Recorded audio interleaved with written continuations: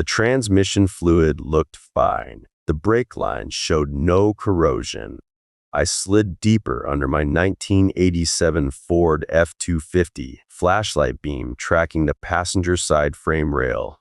A black plastic box sat magnetized to the steel. No factory markings. No rust. No reason to be there. I pulled it free. Quecklink Geo 3000 AMA. Commercial GPS tracker. The kind used for fleet vehicles. Or wives tracking husbands. My daughter Monica had insisted on checking my alignment 3 weeks ago. Said the truck was pulling left. She'd hugged me after that alignment check. Said the truck was running smooth now. My own daughter. If you're still with me, please subscribe and drop your location in the comments. It means everything. That night, tracker on my workbench, I thought about how I got here. My name is Dwight Ramsey. I'm 58 years old, and I've spent the last 40 years measuring other people's boundaries while building my own. I met Beverly Combs at a church picnic in 1984. She was 19, daughter of Henry Combs, whose family had worked the same 340 acres since 1891. I was 20, fresh out of the community college surveying program, hired that spring by the county assessor's office. She wore a yellow sundress and laughed at something her cousin said, and I forgot how to swallow the potato salad in my mouth. We married 8 months later. Her father gave us the small house at the edge of the property, the one his grandfather built when the farmhouse got too crowded with children. I became steward of land that had survived the Depression, strip mining offers, and 3 generations of Combs' stubbornness. The work suited me. Surveying is patience made professional. You measure twice, mark once, and your word becomes the legal truth of where one man's property ends and another's begins.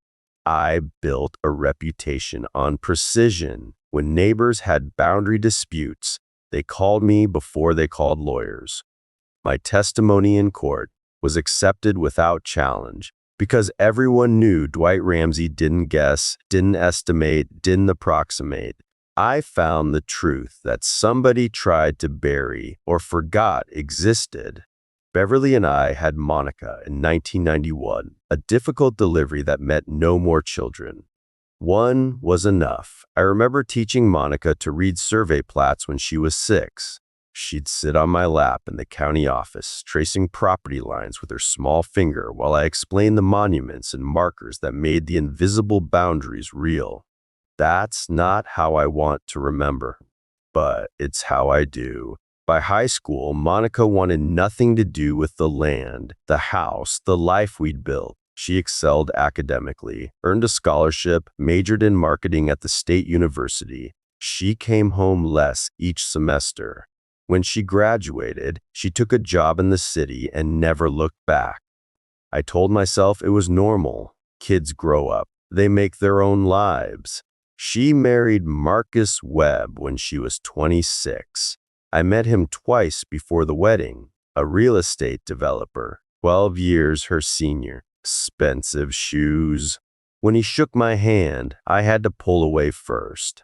He talked about markets and leverage and opportunity while Beverly served pot roast in the kitchen she'd inherited from her mother. At the reception, Marcus pulled me aside. He smelled like cologne that cost more than my dress boots. "You know, Dwight, that property of yours is going to be worth something someday," he said. "The way development's heading out there, you could be sitting on a gold mine." I nodded. "It's been in Beverly's family since 1891. Right. He waved his hand. "History. That's great. But have you thought about what happens when the highway comes through?" I looked at my daughter across the reception hall. She was laughing with her bridesmaids, champagne raised, laughing at something I couldn't hear. "The land stays in the family," I said. Marcus smiled. "Of course. I'm just saying, if you ever want to talk options, I know people." I excused myself to dance with my wife. Beverly got sick in 2019. The doctors found cancer in places they didn't expect to find it, spreading faster than anyone could treat. We had 14 months of hospitals, treatments, and quiet evenings on the porch watching cardinals at the feeder she'd maintained for 30 years. Monica visited 3 times during those 14 months, once for Christmas, once when the hospice nurse said it was time, and once for the funeral. The last night, Beverly held my hand in the hospital bed. Her grip was weak, but her eyes were clear. "Promise me," she said, "anything. The land stays whole, stays in the family. Don't let them turn it into strip malls and parking lots. I promise." She squeezed my fingers. "On my grandmother's ring, promise on that." I slipped the gold band from her left hand, the simple ring I'd given her on our first anniversary. Her finger was so thin by then that the ring came off without resistance. "I promise on this ring," I said. "The land stays whole." She died at 3047 the next morning. I was holding her hand when she stopped breathing. 3 years have passed since that morning. The ring sits in a wooden box on my nightstand. I open the box sometimes when the house gets too quiet, just to hold something that remembers her warmth. Monica calls twice a year now, Christmas and my birthday, though she forgot the birthday call last October. When she does call, the conversations follow a pattern: surface pleasantries, vague references to her busy life, and always, eventually, questions about my routines. "Daddy, are you still driving that old truck everywhere? Are you eating right? You sound tired. Have you thought about what happens to the property? You know, long term." I notice the questions. I notice a lot of things. 40 years of finding boundary markers hidden under decades of brush and buried beneath 5 feet of sediment teaches you to see what others miss. 6 months ago, a letter arrived from the State Department of Transportation. Official stationery, detailed maps, references to Route 58 and bypass expansion. They wanted to negotiate an easement across the bottomland, the 80 acres that fronted the old county road. I took the letter to the county assessor's office the next day. My old colleague, Terry Buchanan, the assessor who'd replaced me when I went part-time, pulled up the numbers on his computer. "Dwight, do you know what they're valuing this at?" His eyebrows rose. "With the highway easement and the commercial frontage implications?" I waited. $4.2 million, Terry said. "Give or take." I drove home and put the letter in the fireproof safe in my workshop. I told no one. 2 weeks later, Monica called. "Daddy, Marcus and I were talking, and we think you should come stay with us for a while. You're out there alone. It's not healthy. We have a guest room." I thanked her for the offer, said I'd think about it. A month after that, Marcus emailed me, the first direct contact from my son-in-law in 3 years. He attached an article about rural property scams targeting elderly landowners. "Just looking out for you," he wrote. "People take advantage. Let me know if you want me to review any financial documents." I deleted the email but saved a copy to my backup drive. Then came Monica's visit 3 weeks ago, unannounced, which was unusual. She hugged me too long in the driveway, her eyes moving to the truck parked by the workshop. "Daddy, I noticed when I was here at Christmas, your truck was pulling left. Let me check the alignment for you." She spent 20 minutes under the truck. I watched from the porch, coffee cooling in my hands. "All fixed," she said when she emerged, brushing gravel from her knees. "Just needed some adjustment." She stayed for dinner, made small talk about her yoga classes and Marcus's new development project. She photographed my workshop, lingering on the shelves of ships and bottles. "You talk to them, Daddy." She laughed, but her eyes didn't match. When I stopped by last time, I heard you through the window. That's not normal. I've been talking to them for 20 years, I said. Helps me think, Monica shook her head. Maybe you should see someone. A doctor, just to check. I'm fine. She left the next morning. Hugged me again at her car, that same too long grip. Call me if you need anything, Daddy. I worry about you. 3 weeks later, I found the tracker. Now, I sat in my workshop, the Quicklink Geo 300 EMEA on my workbench under the fluorescent lights. The hum of the ballasts filled the silence. The device was small, professional grade, the kind law enforcement uses for surveillance. The kind a fleet manager installs to track delivery trucks. The kind someone installs when they want to document your movements without your knowledge. I ran the serial number through manufacturer databases most civilians don't know exist. 40 years of GPS expertise made this second nature. The subscription was billed monthly to Elder Law Associates, a firm in the city specializing in guardianship cases. Competency challenges. A name appeared on the billing contact, Judith Phelps. I set down the printout and looked at the 17 ships in bottles on their shelves. The smell of sawdust hung in the air, mixing with machine oil and the cold concrete under my boots. Each bottle took 6 months to a year. Each one required patience, precision, and the willingness to start over when something went wrong. Beverly's ring sat in its wooden box at home, a promise that could not be broken. I picked up my phone and dialed a number I hadn't called in months. Randall, I said when my old colleague at the county clerk's office answered. Randall Stokes, who'd covered my shifts when Beverly was dying, didn't ask why. 30 years of friendship bought that kind of trust. I need you to run some property records for me. Elder Law Associates. Every case they've handled in 3 counties over the past 7 years. I hung up and photographed the tracker under the workbench lights. Time stamps on every image. Chain of custody documented. The records arrived 3 days later. Randall drove them out himself, a manila folder thick with photocopies. He handed me the folder through his open window. Didn't want to put this in the mail. I flipped through the first few pages. Property transfer records, court filings, names I didn't recognize attached to addresses I did. It's bad, Dwight. Randall kept his voice low, though we stood alone in my driveway. 12 cases in 7 years. All elderly landowners. All ended up in guardianship. I closed the folder. What happened to the property? Sold. Every time. His jaw set, eyes fixed straight ahead. Different buyers, but the same pattern. Family files competency petition. Court appoints guardian.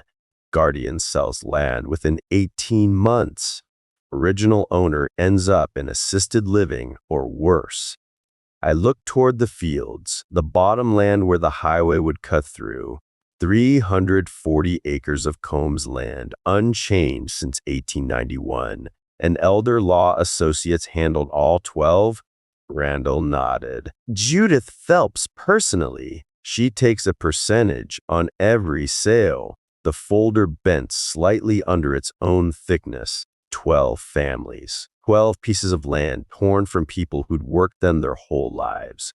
12 times someone's child or grandchild had decided inheritance couldn't wait. Thanks for driving this out, I said. Randall gripped the steering wheel. Whatever you need, Dwight. 30 years means something. I watched his taillights disappear down the county road, then carried the folder inside. The kitchen table became my war room. The smell of cold coffee hung in the air. I spread the records across the surface, sorting by date, by property value, by final sale price. I traced the pattern like a boundary line buried under decades of brush. Case 1. Harold Whitmore, age 79, 80 acres in Madison County. Daughter, filed for guardianship, citing wandering and confusion. Property sold 8 months later to Ridgeline Development for 60 cents on the dollar. Case 4. Eleanor Vance, age 82, 95 acres bordering the new industrial park. Nephew claimed she couldn't manage her finances.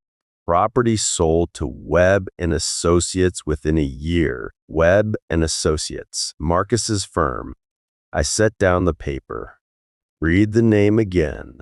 I pulled the timeline together. Marcus's firm had purchased 3 of the 12 properties, always below market value, always, from families whose elderly relatives had been declared incompetent by Judge Marianne Osgood based on evaluations coordinated by elder law associates. The scheme laid itself out like a survey plat, finally making sense after hours of research. My phone buzzed. Monica's name on the screen. I let it ring through to voicemail. Her message was bright, practiced.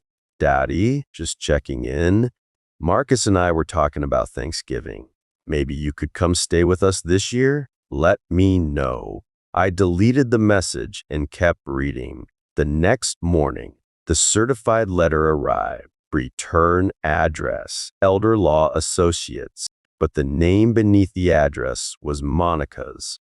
Someone in Judith Phelps's office had mixed up the addresses, sent the letter to the subject of the petition instead of the petitioner.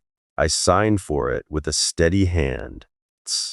Inside, a single page, references to a competency evaluation scheduled for November 15.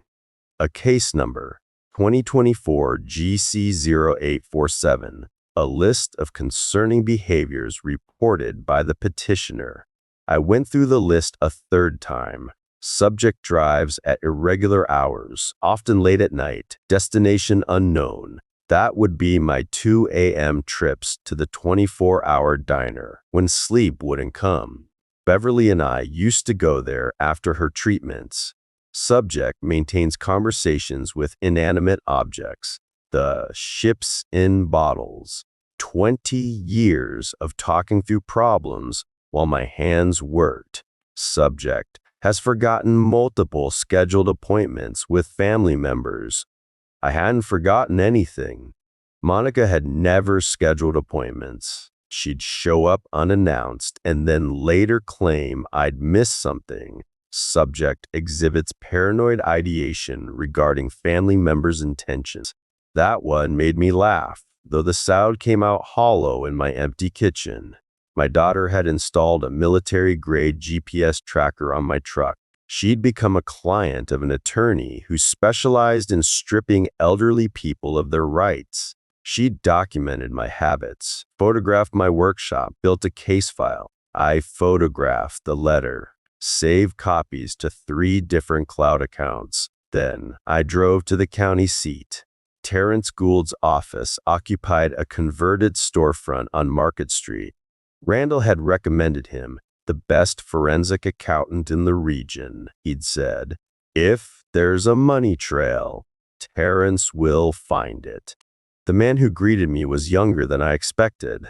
Mid-40s, wire-rimmed glasses, the kind of pressed shirt that suggested precision. His hands were steady when he shook mine, no wasted movement. Mr. Ramsey, Randall said you'd be coming. He gestured to a chair across from his desk. He also said, I should hear you out before making judgments. I laid the folder on his desk. 12 guardianship cases, over 7 years, all handled by the same law firm. All resulted in property sales to a rotating cast of developers. Terrence opened the folder and began reading. His expression didn't change, but he leaned forward. Reach for a notepad. Tell me about your daughter, he said. I told him. The marriage to Marcus. The suburban lifestyle, the increasing distance, the strange questions about my routines, the tracker I'd found 3 days ago. When I mentioned the GPS device, Terrence looked up. You still have it? On my workbench at home. Good. He wrote something down. And you said the subscription was billed to the law firm, Elder Law Associates, before Monica even officially became a client. Based on the dates, Terrence set down his pen. Mr. Ramsey, I need to run some financial checks. Your son-in-law's company, his current projects, any liens or judgments. This could take a few days. I nodded. Whatever you need. He stood and shook my hand again. One more thing. Has anyone approached you about selling your property recently? The dot sent a letter about the highway easement 4 months ago. Anyone else? No. He didn't blink, didn't look away. They will. I spent the next 2 days reviewing the case files Randall had provided. Each one followed the same arc. A concerned family member, a cooperative attorney, a compliant psychologist who diagnosed early dementia based on family observations rather than comprehensive testing, a judge who approved guardianship after a single hearing. The psychologist's name appeared in 8 of the 12 cases. Dr. Leonard Marsh. I looked him up. His office was in the same building as Elder Law Associates. On the 3rd day, Terrence called. I found your money trail, he said. Can you come to my office? I drove to town with the windows down, spring air carrying the smell of plowed fields. The same fields Beverly's great-grandfather had worked with a mule and a single-bottom plow.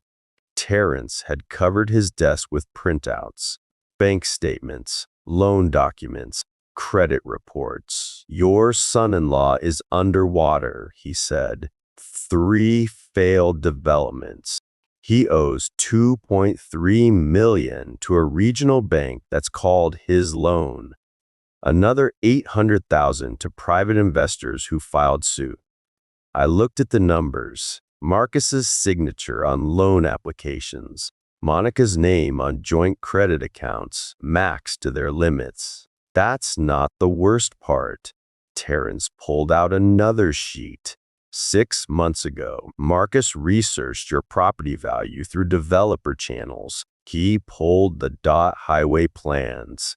He calculated the easement compensation. Before Monica expressed any concern about my welfare, Terrence nodded. 3 weeks before she first mentioned your routines in an email to Judith Phelps. I have a copy. He slid the email across the desk. My daughter's words in neat black type. My father has been showing signs of cognitive decline for several months. He talks to himself constantly. He drives at odd hours. He's become fixated on maintaining property that he can't possibly manage alone.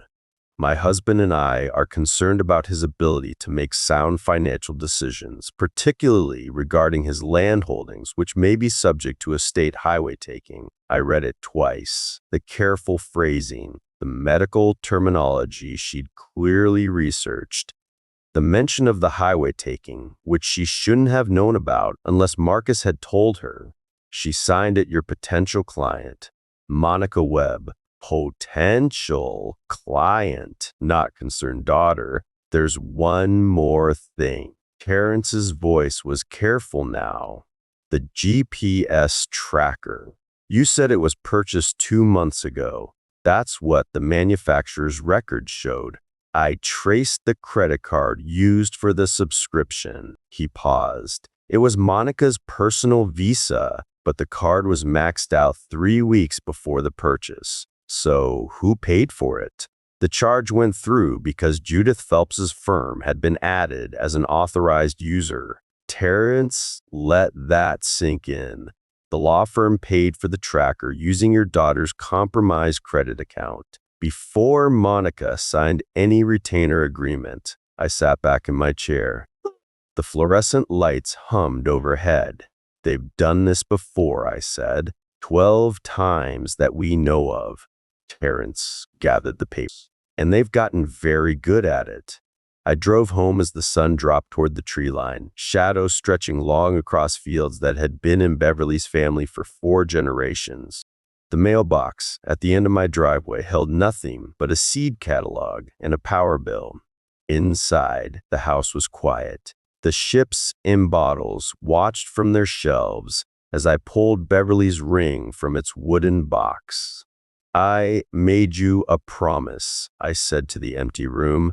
The gold band caught the fading light from the window. Small, simple. The weight of everything I'd sworn to protect. The cardinals were at the feeder when I stepped onto the porch. 3 of them, bright red against the spring green. I pulled out my phone and dialed a number I'd written down from Randall's files. Patricia Vance, defense attorney who'd won 2 cases against Judith Phelps in guardianship hearings. Ms. Vance answered on the second ring. "My name is Dwight Ramsey," I said. "I believe your opposing counsel is about to file a competency petition against me, and I have evidence she's been running the scheme for 7 years." The line was quiet for a moment. "Mr. Ramsey," she said, "how soon can you be at my office?" 2 days after my meeting with Patricia Vance, the plan came together. Dale Whitley picked up on the 4th ring. His voice carried the same gruff warmth I remembered from the 1997 conference in Salt Lake City, when I'd testified that his survey methodology was sound despite the licensing board's questions. That testimony had saved his career. "Dwight Ramsey, it's been, 6 years since we talked?" 7. I kept my voice level. "I need a favor, Dale, the kind that doesn't ask questions." The line went quiet for a moment. "Then, what do you need?" I explained the tracker, the law firm, my daughter's involvement, the competency petition sitting in some clerk's filing cabinet with my name on it. When I finished, Dale let out a long breath. "They're trying to take your land. That's the shape of it. What do you need me to do?" "I'm going to mail you a package. Inside will be a GPS tracker. I need you to leave it powered on at your cabin. Let it ping from Fairbanks for as long as the battery holds." Dale was quiet again. The silence stretched longer. "You're setting a trap." "I'm documenting their methods." He laughed. A short bark that reminded me why we'd gotten along at those conferences. "Send it. I'll make sure it stays nice and warm in Alaska." The next morning, I drove to the post office in the county seat. The priority mail flat rate box cost $8.43. I paid cash and kept the receipt, photographing it with my phone before tucking it into my wallet. Inside the box, the Quicklink G3000 May, wrapped in bubble wrap, a handwritten note explaining the situation, and a prepaid SIM card I'd purchased at the electronics store to keep the tracker active during transit. Dale would swap it for his own service once it arrived. The postal clerk stamped the package without looking up. Delivery confirmation showed estimated arrival in 5 to 7 business days. I drove home and waited. 3 days passed. I worked on ship number 18, a schooner design I'd been planning for months. The whole took shape under my hands while I talked through the problems. If they check the tracker and see me in Alaska, they'll panic. Monica will call. She'll admit she knows about the device. That's all I need. The ship didn't answer. The work was the conversation. The thinking happened in the doing. On day 4, my phone showed the package had been delivered. On day 5, Dale texted, "Device is live," pinging from my cabin. "Beautiful morning here." There, -14 degrees. I set my phone on the workbench and went back to the schooner's rigging. The call came at 74:03 the next morning. I was on the porch with coffee, watching the cardinals gather at the feeder Beverly had maintained for 30 years. I'd refilled it the night before, red sunflower seeds, her favorite kind. Monica's name lit up my screen. I opened the recording app before answering. "Daddy?" Her voice cracked on the second syllable. "Where are you? What are you doing in Alaska?" I let the question hang. The cardinal at the feeder tilted its head, bright eye catching the morning light. "Are you okay?" Monica pressed. "Do you know where you are?" "The tracker says you're in Fairbanks." "How did you get to Alaska?" I sipped my coffee. She'd admitted it, on a recorded line in a one-party consent state. "The tracker says," I repeated. "What tracker would that be, Monica?" Silence. I heard her breathing, rapid and shallow. Behind her, Marcus's voice, muffled. "What's he saying?" "I'm sitting on my porch," I said, "looking at the cardinal feeder your mother loved. Same porch I've sat on for 38 years. Same view, same coffee mug. But Monica stopped herself. The phone rustled. Marcus's voice again, closer now, sharp with a question I couldn't make out. "I'm curious about something," I continued. "Why would you know anything about a tracker on my truck?" The line went dead. I looked at my phone. 4 minutes, 37 seconds recorded. Monica's voice admitting knowledge of a GPS device she had no legitimate reason to know existed. Purred. I saved the recording to 3 different cloud accounts. The next morning, I was in my workshop when the gravel crunched outside. A white BMW SUV rolled up my driveway and stopped behind my F-250. I recognized the vehicle from Monica's Instagram posts. I set down my tools and walked to the door. Marcus emerged first. His jaw was tight, the kind of tension that shows in the tendons of a man's neck. He wore khakis and a golf shirt that probably cost what I spent on groceries in a month. His eyes moved across my property, calculating, assessing. Monica followed. Her face was blotchy, mascara smudged. A third figure stepped out of the back seat. A woman in her early 50s. Gray suit, leather portfolio, the kind of heels that didn't belong on a gravel driveway. Judith Phelps, the attorney whose name had appeared on the GPS subscription. She looked at my farmhouse the way a butcher looks at a side of beef. I walked out to meet them.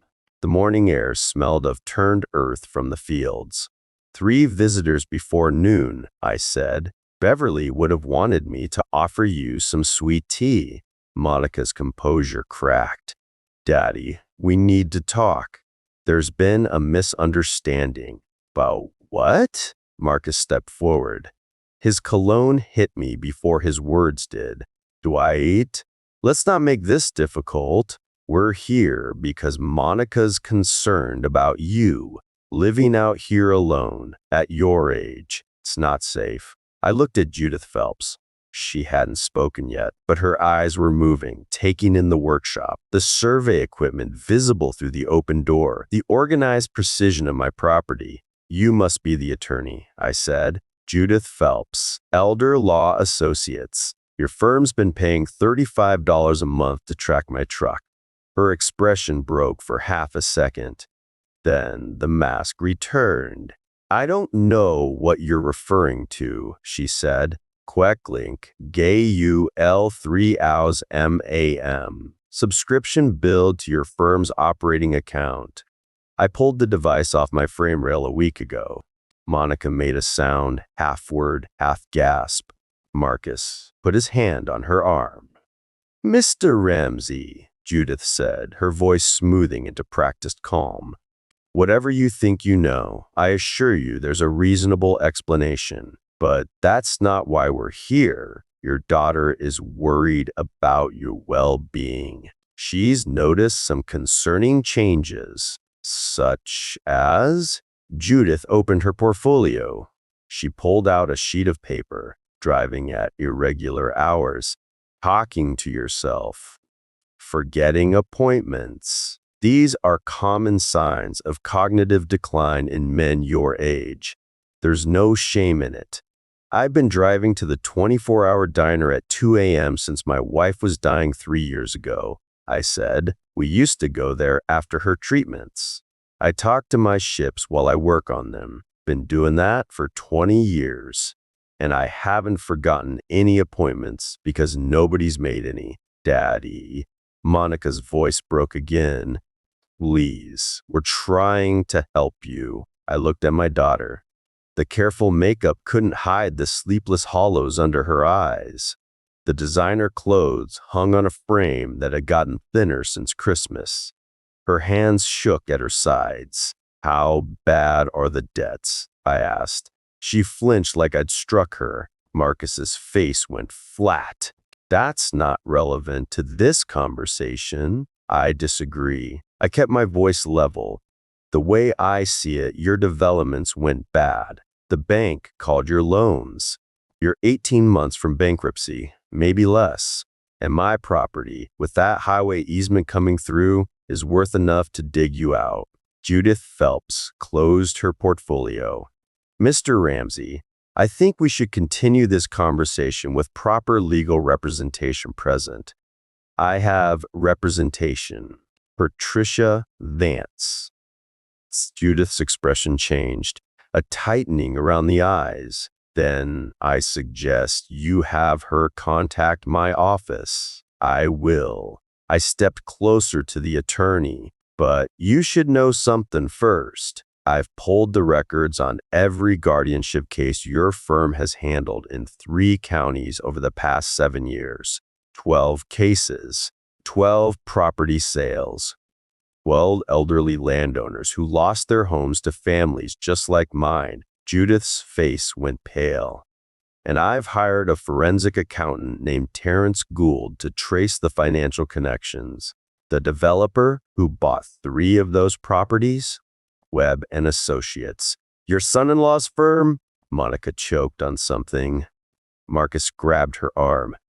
Whatever you think you have, Judith said, you're making a serious mistake. Maybe, I said, or maybe you've been running this scheme so long you forgot what it looks like when somebody fights back. I turned and walked toward my house. Behind me, I heard car doors slam, gravel spraying, the BMW's engine gunning as it retreated down my driveway. I stopped on the porch and looked at the cardinal feeder. 3 birds perched on the edge, unbothered by the commotion. I pulled out my phone and called Patricia Vance. They just left, I said when she answered. The attorney came with them. What happened?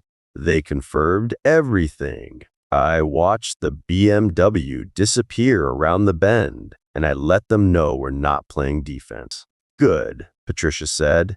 Then it's time to file our counter motion. I'll see you at the courthouse tomorrow. I ended the call and sat down on the porch swing. The wood creaked under my weight. Beverly's ring sat in its box inside the house. The promise held. The cardinals ate their seeds. I watched until the sun warmed the chill from my bones. The next morning, I drove to Patricia Vance's office in the county seat. Her practice occupied a converted Victorian 3 blocks from the courthouse. 100 years of legal battles had passed through its doors. Patricia met me in the front parlor. She was 53, silver streaked hair pulled back from a face that had spent decades in courtrooms. She shook my hand once, released it, gestured to follow. You look rested for a man whose daughter just tried to have him committed, she said. I slept fine. First time in weeks. She led me to her conference room. The table held coffee, legal pads, and a folder thick with documents I recognized from Terrence Gould's analysis. I reviewed everything last night. Patricia poured 2 cups of coffee without asking if I wanted one. Your forensic accountant does excellent work. Terrence knows his business. He does. She slid a legal pad across the table. But we need to discuss strategy before the hearing. What happened yesterday changes things. How so? Patricia sat across from me. Judith Phelps knows you have evidence now. She knows you've traced the tracker to her firm. She knows you've connected her cases to Webb and Associates. She's going to move faster or cut her losses. Patricia sipped her coffee. Right now, she's calculating whether to push forward or abandon Monica as a client. Either way, we need to be ready. I pulled the folder toward me. What do you need from me? Patricia opened her own folder. Let's start with what we have and what we still need. We worked through the morning, Patricia asking question after question. Each one revealed gaps in my documentation I hadn't noticed. By noon, I had a list of records to request, witnesses to contact, and timelines to verify. There's one more thing. Patricia set down her pen. Randall mentioned the sequence across 3 counties. 12 cases. 12 that we know of. We need to get those files into evidence before the hearing. Patricia wrote something on her pad. The judge needs to see this isn't an isolated incident. It's a systematic operation targeting elderly landowners. Can you subpoena them? I can try, but guardianship records are sealed. We'd need the original families to authorize release. I thought about the names in Randall's files. 12 families. 12 people who'd lost their land, their autonomy, their lives as they'd known them. Same playbook, different victims. I'll make some calls, I said. I spent the afternoon tracking down phone numbers. Most of the families had scattered after the guardianship sales. Children who'd cooperated with Judith Phelps weren't eager to discuss what they'd done. But some of the elderly landowners had siblings, cousins, family members who'd watched helplessly as the scheme unfolded. Harold Whitmore's sister Dorothy lived in a nursing home 40 miles south. She remembered everything. That Phelps woman came to Harold's house with my niece, Dorothy told me. Her voice was thin, reedy, but steady over the phone. Told him he needed to sign some papers for his own protection. He didn't know what he was signing. 3 months later, they sold his farm.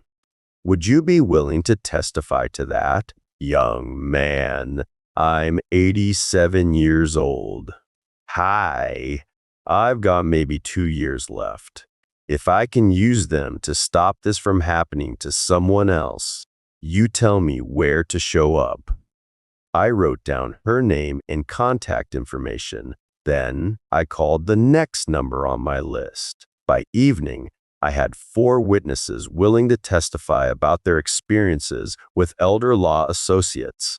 4 families who'd watched the same arc unfold. 4 voices that could establish what Judith Phelps had done wasn't a mistake or misunderstanding, but a deliberate, repeating scheme. I drove home as the sun dropped behind the ridgeline. The fields caught the orange light, the same color Beverly loved best. The answering machine held 3 messages. 2 from unknown numbers that turned out to be solicitors. The 3rd was from Terrence Gould. Dwight, call me back. I found something you need to see. Terrence answered on the 2nd ring. I've been going through Marcus Webb's financial records, he said. The forensic trail goes deeper than I expected. What did you find? A sequence within the sequence. Terrence's voice was careful, the way an accountant speaks when the numbers reveal something ugly. Marcus didn't just buy 3 properties from elder law associates cases. He consulted on 5 others.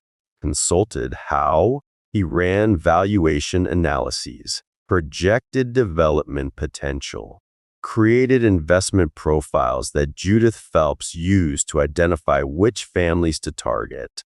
My grip on the phone tightened. He helped her pick the victims, going back at least 4 years. Terrence paused. There's documentation, emails, fee agreements. Marcus took a consulting payment on every property Judith acquired for her clients, before the guardianship petitions were even filed. Months before, in some cases, he researched land values, identified vulnerable owners, and flagged properties that would attract developer interest. The house was quiet around me. Through the window, I could see the Cardinal feeder, empty now in the fading light. "Send me everything," I said. "Already done. Check your email." I hung up and opened my laptop. The documents filled my inbox. Spreadsheets, scanned contracts, email threads where Marcus discussed property values and potential acquisition strategies with Judith Phelps. One email thread stood out. Subject line, Ramsey property assessment. Marcus had sent it 8 months ago. The body of the message included my address, a satellite photo of my land, a projected easement valuation, and this sentence: owner is 58, widowed, lives alone. Daughter reports he's showing early signs of decline, high priority target. 8 months ago. Before Monica's first concerned phone call, before the GPS tracker, before any of it. My daughter hadn't been recruited into this scheme by a desperate husband facing bankruptcy. She'd been part of it from the beginning. I closed the laptop. The refrigerator hummed. The clock ticked. Sounds I'd never noticed before filled the space where certainty used to live. I walked to the bedroom and opened the wooden box on my nightstand. Beverly's ring caught the lamplight. Small, simple, the gold worn smooth from 34 years on her finger. I picked it up and held it in my palm. "You would have seen this coming," I said to the empty room. "Chew. You always knew when Monica was lying. I just didn't want to believe it." The ring didn't answer, but holding it steadied something in me. Beverly had trusted me to protect what her family built. I wouldn't fail her now. The next morning, I met Patricia Vance at the courthouse. We filed a motion to dismiss the competency petition and a counter-motion alleging fraud and conspiracy. The clerk's eyebrows rose when she read the supporting documents. Guardianship cases didn't usually generate this much paper. "Judge Osgood will want to see these," Patricia said as we left the filing window. "She has a reputation for protecting vulnerable adults from predatory family members. When she sees the evidence, she's going to take it seriously." "What about the criminal side?" "That's the district attorney's call, but I've already sent copies to their office. The email from Marcus flagging you as a target should get their attention." We walked to her car. The spring air carried the smell of cut grass from the courthouse lawn. "There's something else I need to tell you," I said, "about Monica's involvement." Patricia stopped walking. "What about it? She wasn't manipulated into this. She was part of the scheme from the start. 4 years of documented emails. The consulting relationship predates their financial troubles." Patricia's expression didn't change. "You have documentation?" "Terrence found emails going back 4 years. Monica's name appears in some of them." Patricia was silent for a moment. "That changes the legal exposure significantly. If Monica was knowingly participating in a fraud scheme, not just being used by her husband, she's facing potential criminal charges." "I know. Are you prepared for that?" I looked across the courthouse square. An old man sat on a bench feeding pigeons. A mother pushed a stroller along the sidewalk. Normal life happening all around us while I stood at the edge of something that would destroy what remained of my family. She made her choice, I said. 8 months ago, maybe longer. I didn't get a vote. Patricia nodded. Then we proceed. The hearing is set for next Thursday. I'll have the witness schedule ready by Monday. She drove away. I stood on the courthouse steps for a long time, watching the pigeons scatter and return, scatter and return. That evening, I sat in my workshop with the schooner's hull taking shape under my hands. The wood grain caught the light as I sanded, revealing lines that had been hidden under the rough surface. My phone buzzed. Monica's name on the screen. I let it ring 4 times. 5. Then I picked up. Daddy? Her voice was different now. No forced brightness. No practiced concern. Just exhaustion. And something that might have been fear. We need to talk. Then talk. Not on the phone. Can I come see you? I set down the sandpaper. When? Tonight? I can be there in 2 hours. Fine. Daddy, She stopped. Whatever she'd meant to say, she swallowed it back. I'll see you soon. She hung up. I looked at the ships on their shelves. 17 completed vessels, each one a lesson in patience and precision. She's going to try to make a deal, I said to them. Offer me something in exchange for backing off. The ships didn't respond, but working the wood helped me think. By the time headlights swept across my driveway, I knew what I would say. Monica's car pulled up alone. No BMW, no Marcus, no attorney. Just my daughter, stepping out into the evening air, looking smaller than I remembered. She walked toward the porch where I sat waiting. Her heels sank into the gravel with each step. She'd dressed like she was going to a business meeting, but her makeup couldn't hide the dark circles under her eyes. Daddy. She stopped at the bottom of the steps. Can I sit with you? I gestured to the empty chair, the one Beverly used to occupy on summer evenings. Monica climbed the steps and sat. For a moment, neither of us spoke. Cardinals had gone to roost. Crickets filled the silence. Somewhere in the fields, an owl called. I know you know, she said finally, about all of it. I waited. Marcus showed me the email from Terrence Gould's investigation. She stared at her hands. He says, you have everything. Enough. I know what I told my lawyer, but you deserve the truth. She paused, swallowed. Swallowed! It wasn't supposed to happen this way. The tracking, the petition. Marcus said it would be simple. That you'd never know. That you'd just retire peacefully somewhere while we handled the property. While you sold my land to pay his debts. It's not just his debts. She stopped, started again. They're mine too. The credit cards.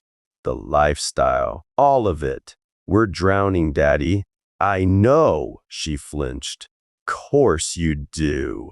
The night pressed in around us. What do you want, Monica?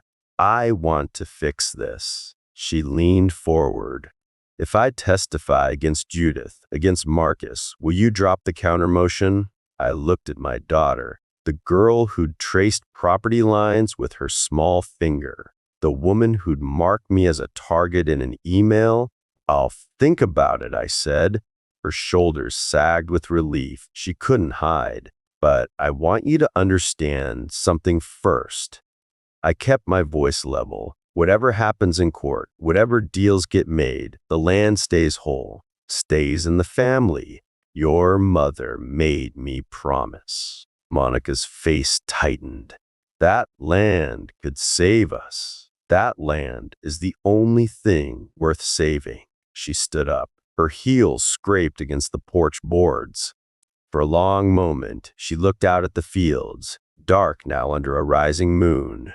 Mom always loved it here, she said. I never understood why. She walked to her car without looking back. The engine started. The headlights swept across the yard, and then she was gone. I sat on the porch until the moon rose high enough to silver the cardinal feeder.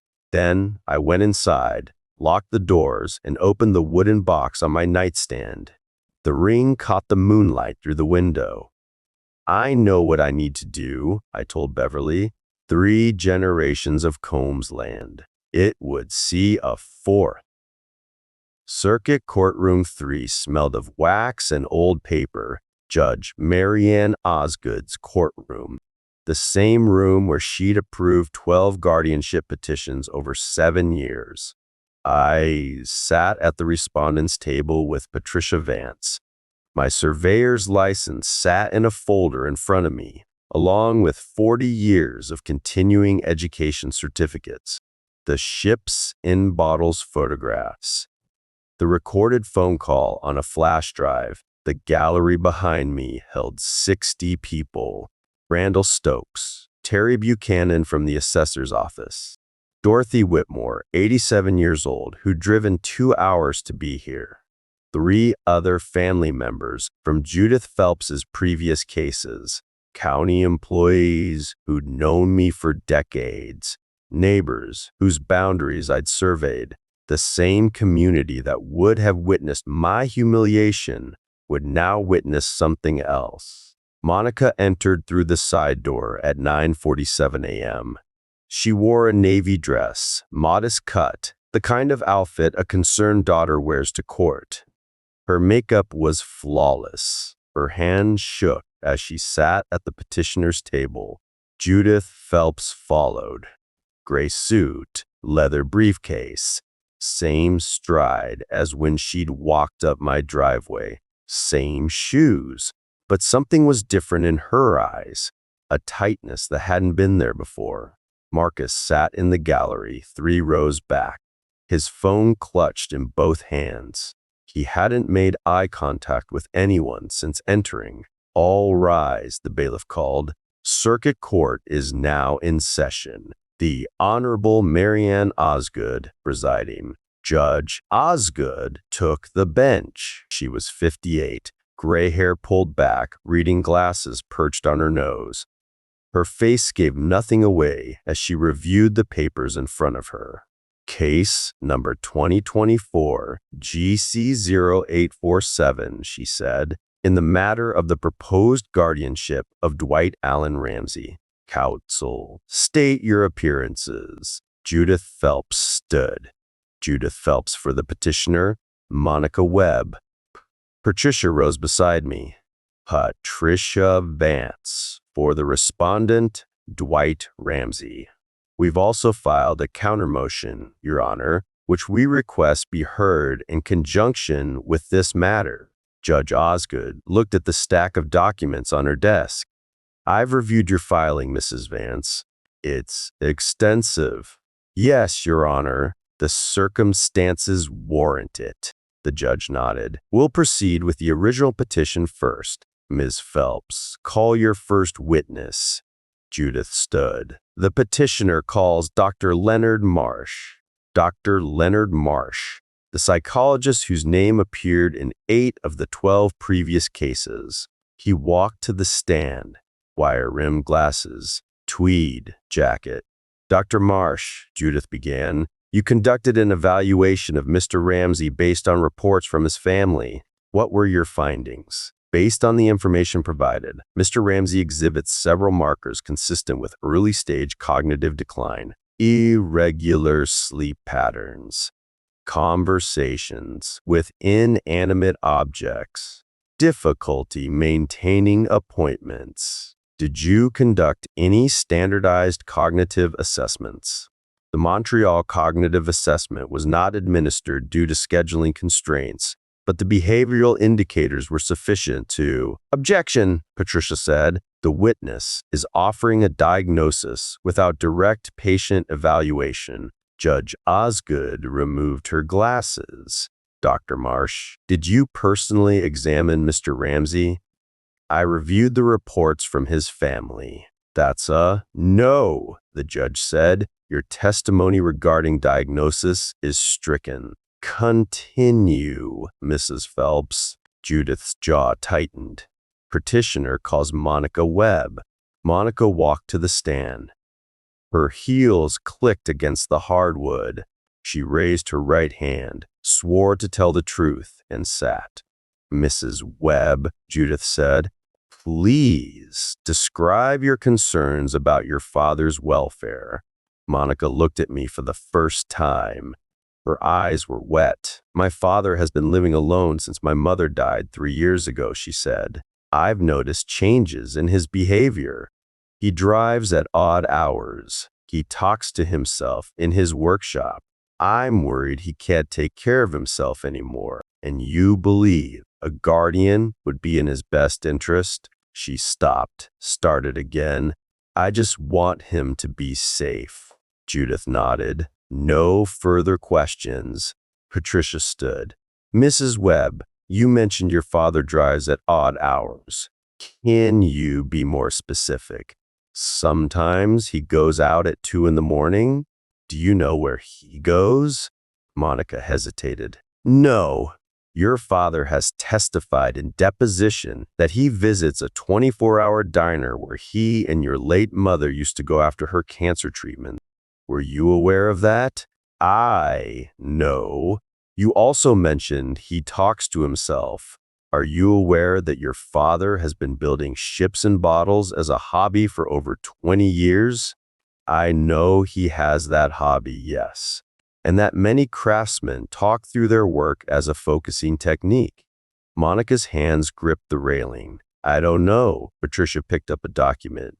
Mrs. Webb, I'm showing you what's been marked as Exhibit 14. This is a copy of your father's active surveyor's license, which requires passing a continuing education exam every 2 years. The most recent renewal was 6 months ago. Were you aware your father maintains an active professional license? No, Monica said, her voice barely audible.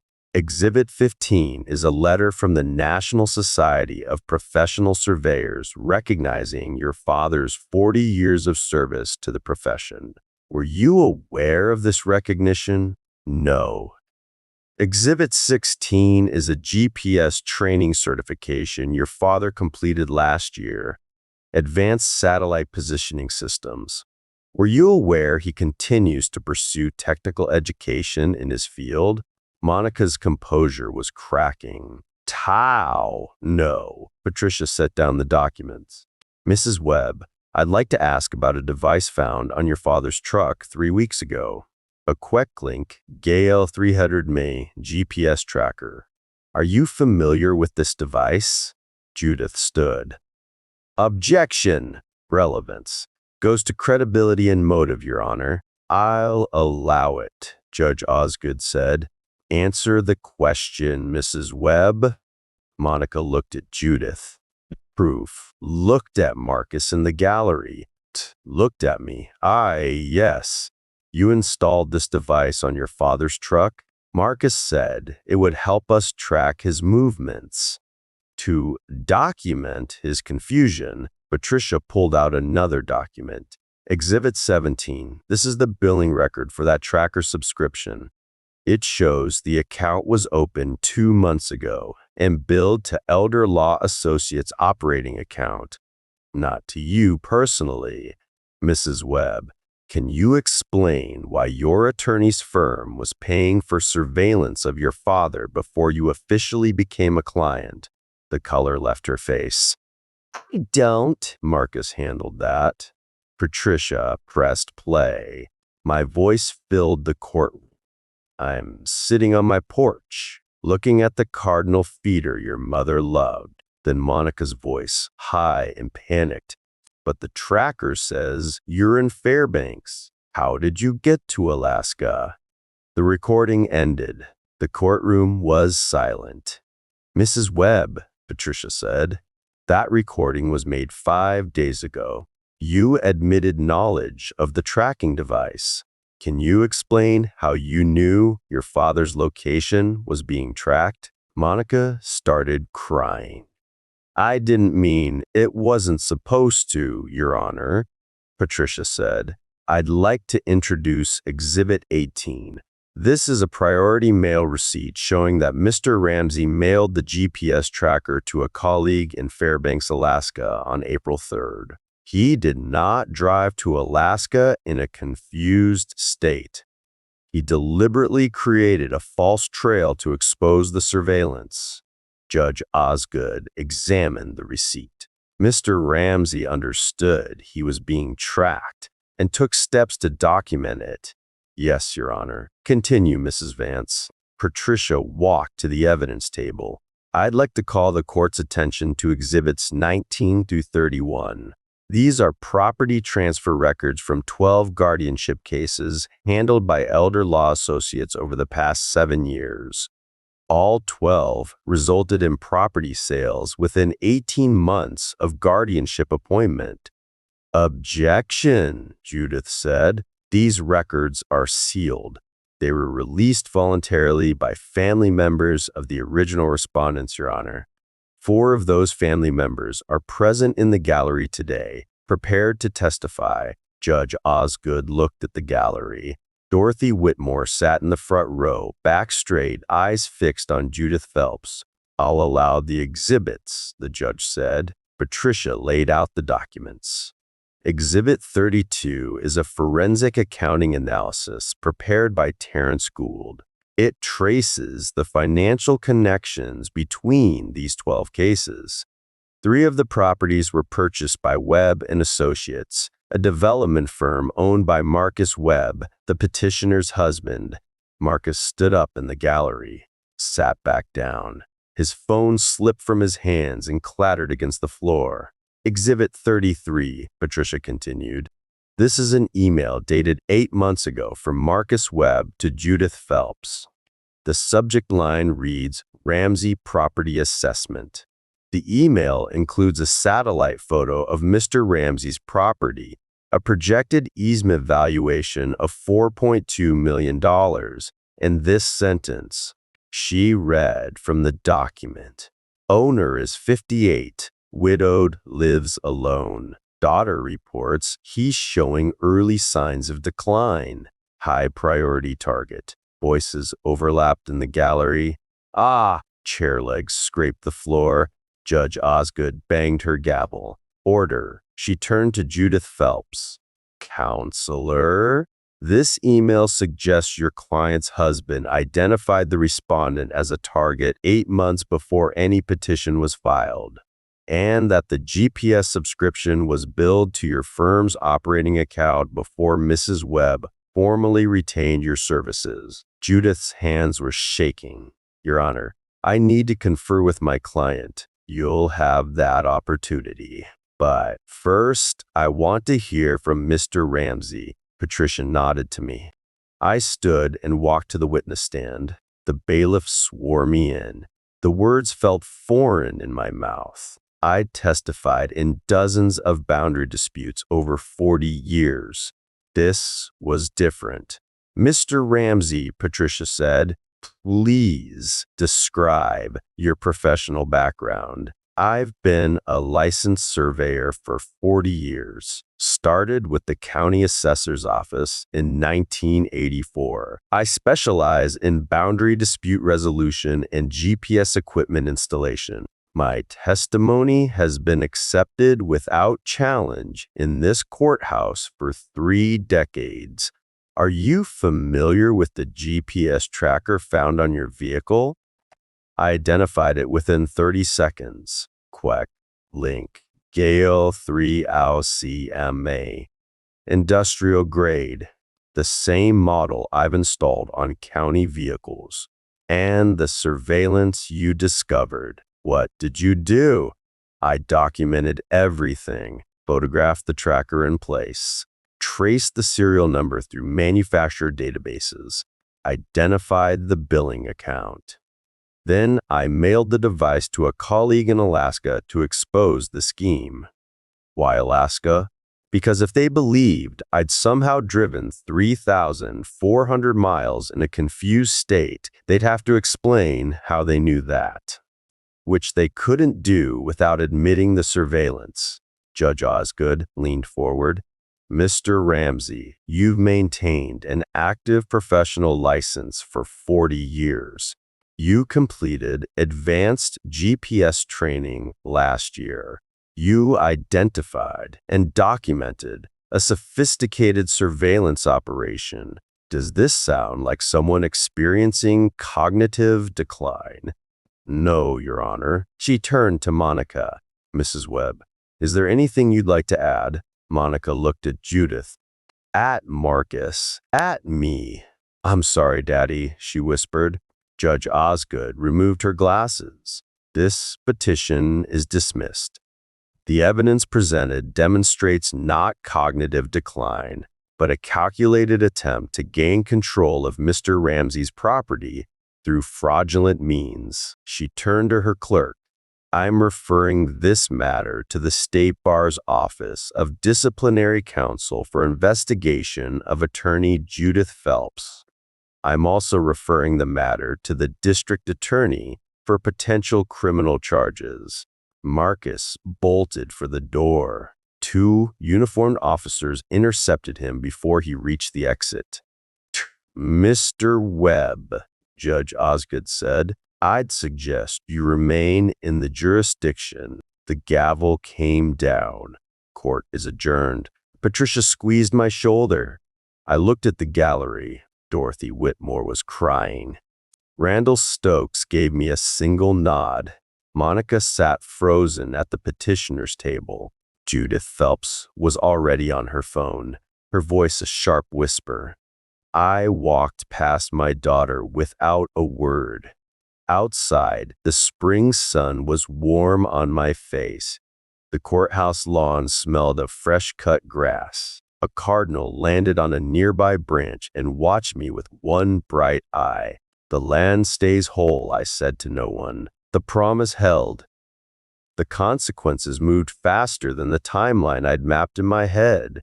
3 days after the hearing, the State Bar's Office of Disciplinary Counsel opened a formal investigation into Judith Phelps. The pattern evidence made their decision easy. 12 guardianship cases in 3 counties, 12 property transfers, 12 elderly landowners stripped of their autonomy while their families cashed out. I heard about it from Patricia Vance over the phone. They've subpoenaed every file she's touched in the last decade, Patricia said. The forensic accountant's timeline gave them a roadmap. They're following it. How long until they make a decision? 60 days, maybe less. With the criminal referral pushing them, I thanked her and hung up. Outside my kitchen window, the field stretched toward the tree line, the same view Beverly's great-grandfather had seen when he first claimed this land, the same view I'd promised to protect. The local paper ran the story 4 days later. Front page, above the fold, the headline read, Elder Law Attorney Accused of Systematic Fraud. The article named Judith Phelps, cited the 12 cases, and quoted anonymous sources within the district attorney's office confirming an active investigation. I didn't read past the first paragraph. I already knew the facts. What I didn't expect was the phone calls. 3 former clients' families contacted Patricia within a week, asking about civil suits. 2 more reached out to Terrence Gould's office directly. The pattern evidence I'd gathered wasn't just protecting me. It was giving other families a path to recover what they'd lost. Dorothy Whitmore, Harold's sister who testified at my hearing, called me personally. Young man, she said, her voice coming through thin and reedy, but holding steady over the phone. My niece is facing a lawsuit from her own family now. The cousins who stayed quiet while she sold Harold's farm, they want their share back. I'm sorry to hear that, I said. Don't be. She deserves it. And so does that Phelps woman. You did good, Dwight. Beverly would be proud. I hung up and looked at the cardinal feeder through the window. 3 birds perched on the edge, pecking at sunflower seeds. Beverly had loved cardinals, said they were visitors from people we'd lost. The second week brought harder news. Judith Phelps's firm closed its doors. No announcement, no forwarding address, just a locked office and a voicemail message directing calls to the State Bar's disciplinary hotline. Her paralegal, a woman named Sandra Chen, who'd processed the GPS tracker subscription, provided a sworn statement to investigators in exchange for immunity. The statement detailed how Judith selected targets, coordinated with developers, and structured fees to maximize her percentage of property sales. Patricia sent me a copy. I read it at my workbench, the schooner's hull waiting half-finished beside me. The statement included my name, high priority target. The phrase Marcus had used in his email 8 months ago, Sandra Chen, confirmed it was standard terminology within the firm. High priority meant high property value, vulnerable owner, cooperative family member. I set down the document and picked up my sanding block. The wood grain emerged under my hands, lines that had been hidden becoming visible with patience and pressure. Marcus's creditors moved next. The regional bank that held his construction loans announced they were accelerating collection. 3 failed developments, $2.3 million in debt, and a fraud investigation didn't inspire confidence in repayment. They filed liens against every asset Webb and Associates controlled. The hard money lender, the one whose collection methods didn't involve courts, made contact with Marcus directly. I heard about that through Randall Stokes, my old colleague at the county clerk's office, who'd heard it from a deputy who'd responded to a disturbance call at the Webb residence. Someone showed up at 2 a.m, Randall said, over coffee at the diner. Didn't break anything. Just stood in the driveway for an hour. Marcus called it in as trespassing, but there was nothing the deputies could do. The man was on public property the whole time. I stirred my coffee. What did he want? Randall shrugged.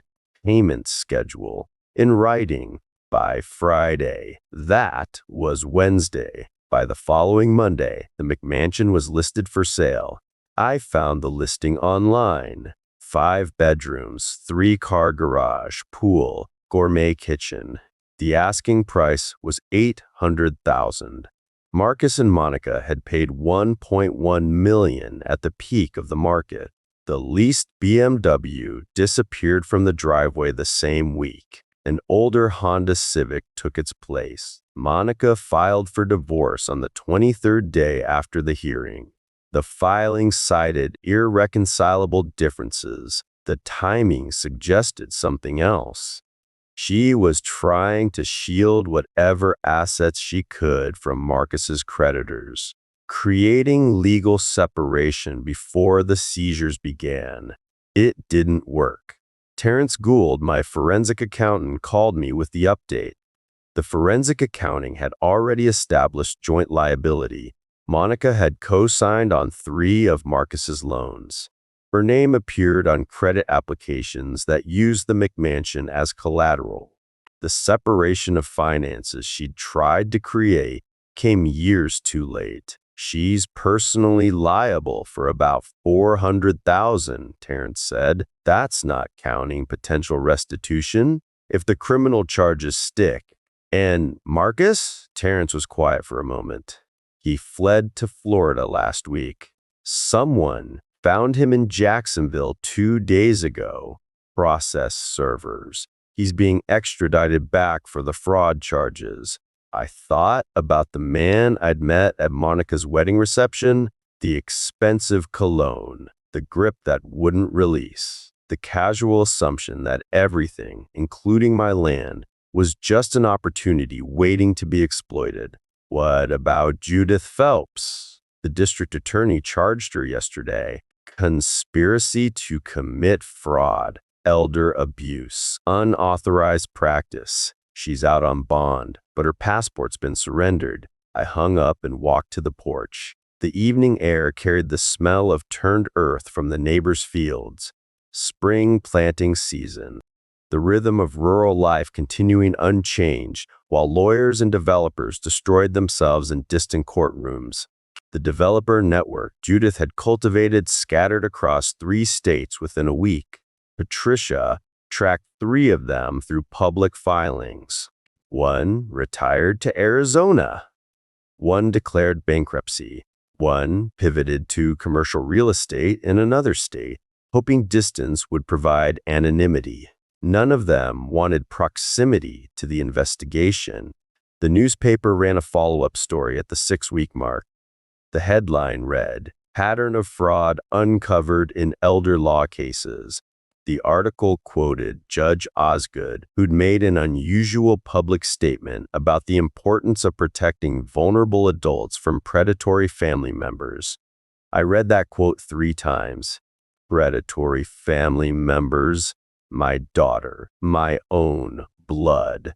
Monica called me twice during those weeks. I let both calls go to voicemail. The first message was an apology.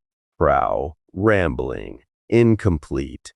The kind of words someone says when they're sorry they got caught, not sorry for what they did. The second message was shorter, just 3 words. I understand, Daddy. I deleted both messages and went back to my workshop. The schooner was taking shape now. Hull finished, masts in place. The rigging would take another month. Tiny lines threaded through blocks smaller than my thumbnail. Ship number 18. I'd named it BM47 after the survey benchmark I'd set in 1986 at the corner of Beverly's family property. That brass marker was still there. I'd checked it the week after the hearing. Hadn't moved a millimeter in 40 years. Some things stayed where you put them. The conservation easement papers arrived by courier on the 52nd day after the hearing.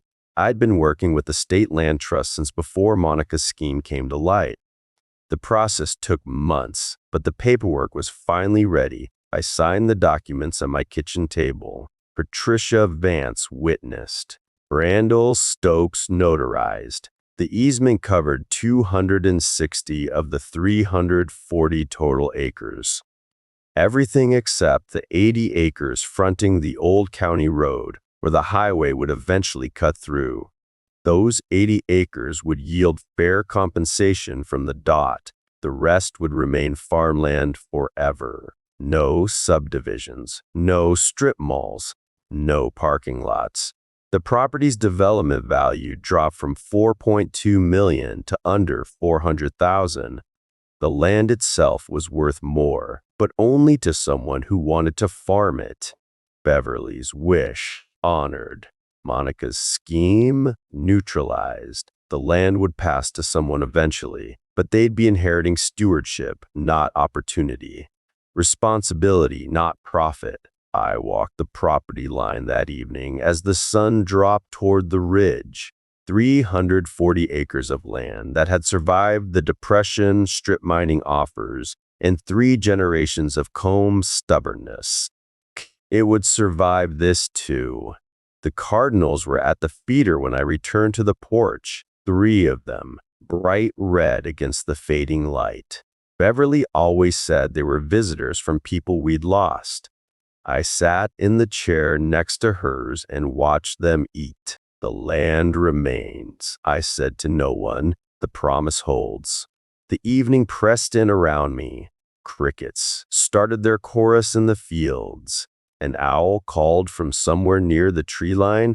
I thought about Monica, the girl who'd traced property lines with her small finger, the woman who'd marked me as a target in an email.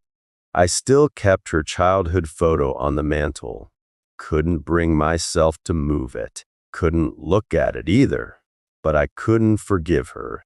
Not yet. Maybe not ever. Judith Phelps would stand trial. Marcus would stand trial. Wide, Monica's target letter meant she was next. The consequences would continue cascading for months, maybe years. I couldn't control any of that. I could only control what I'd always controlled, the boundaries I maintained, the promises I kept, the truth I found when others tried to bury it. The last cardinal pecked twice at empty seeds, then lifted into the darkening sky. I stayed on the porch until the stars came out, the same stars Beverly's great-grandfather had watched when he first claimed this land in 1891. Some things endured, promises, the brass markers that proved where one man's property ended and another's began. I went inside and opened the wooden box on my nightstand. Beverly's ring caught the lamplight. Small, simple, the weight of everything I'd sworn to protect. Tomorrow I'd finish the schooner's rigging. Next week, I'd meet with the land trust to finalize the transition. The highway people would call eventually about the easement compensation. Life would continue. The land would remain. I closed the box and turned out the light. If you're feeling my revenge, hit like and drop a rating from 1 to 10 with your thoughts. I appreciate you. The workshop smelled of wood shavings and machine oil. Ship number 18 rested in my hands. The schooner's rigging done. Every line threaded through blocks smaller than my thumbnail. Every knot tied with the same patience I'd learned 40 years ago, measuring boundaries that other people had tried to bury. I'd named it BM47, the survey benchmark I set in 1986 at the corner of Beverly's family property. That brass marker was still there. Hadn't moved a millimeter in 4 decades. Some things stayed where you put them. 18 completed ships lined the shelves now, silent witnesses to the hours I'd spent talking through problems while my hands worked. Monica had pled guilty 3 weeks after the hearing. Conspiracy to commit fraud. The judge gave her probation and 200 hours of community service. She works at a non-profit now, something to do with housing assistance for low-income families. Lives in a small apartment on the east side of the city. She wrote me a letter last month. I found it in my mailbox between a power bill and a seed catalog. Her handwriting hadn't changed. The same careful loops on her L's. The same slight rightward slant.